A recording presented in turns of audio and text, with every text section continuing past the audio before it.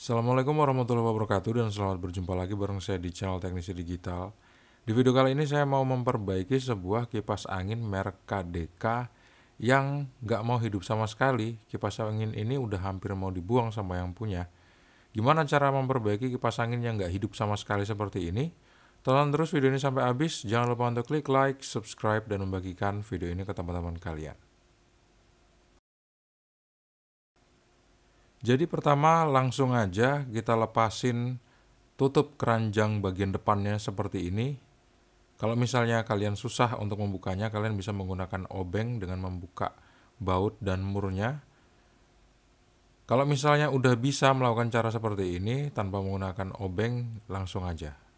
Seperti yang saya tunjukin tadi. Dan kita langsung tes baling-balingnya. Tuh. Baling-balingnya nggak mau berputar ini, kenapa ini? Bentar. Kayaknya udah pernah dibongkar ini. Macet. Pusingnya minta diganti. Coba kita tarik. Iya.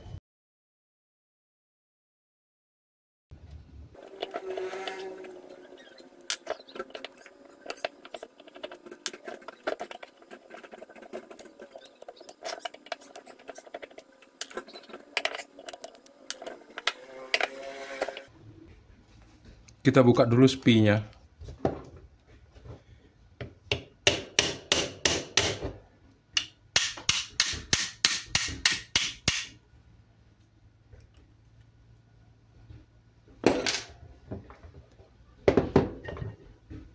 Oke.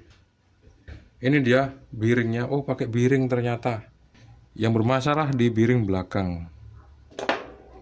Ini nih. Biring belakang ini. Lengket banget loh.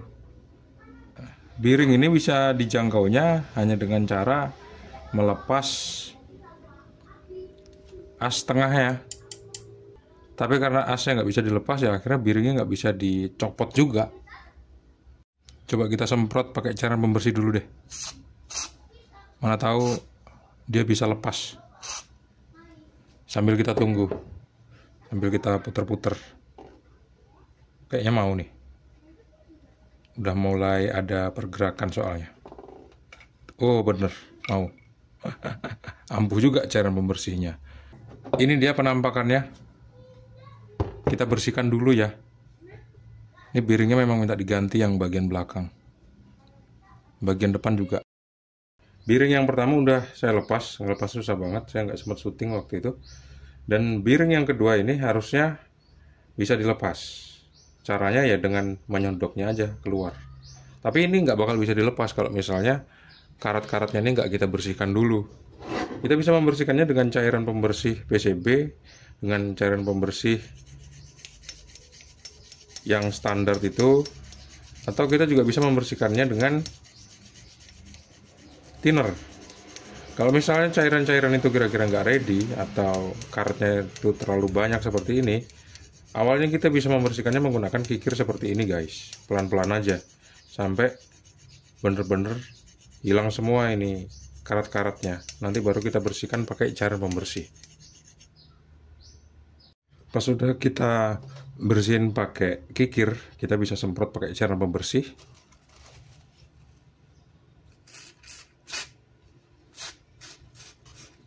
Ini supaya licin dia. Biasanya kalau nggak disemprot pakai cairan pembersih, nggak bisa dilepas guys.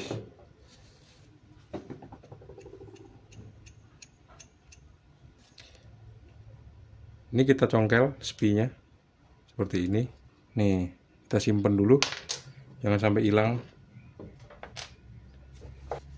Nah, ini baru kita lepas dengan cara menyodoknya ke depan sampai lepas. Proses bongkar dan masang biringnya nggak saya tunjukin karena nggak sempet, ribet banget buka ya. Sampai jari saya kena bedar deh. Akhirnya sekarang tinggal dirakit aja ini. Tinggal dirakit terus kita tes muter apa enggak dia. Kalau misalnya kira-kira nggak muter bisa jadi salah jumper atau spoolnya memang udah rusak atau memang posisi besi ini nggak center di tengah-tengah. Jadi harus kita pasin supaya dia memutar di arah yang benar. Tinggal dipasang seperti ini aja guys. Seperti memasang as kipas angin pada umumnya. Kita tes ya. Bismillahirrahmanirrahim. Kita hidupin ke nomor 1. Hidup. Oke. Jos. Kita cabut. Kita rakit ulang. Bismillahirrahmanirrahim. Kita hidupin. Oh, nyala ya. Cuman dia nggak bisa noleh kiri kanan karena gearboxnya udah rusak. Gearboxnya udah rusak ini.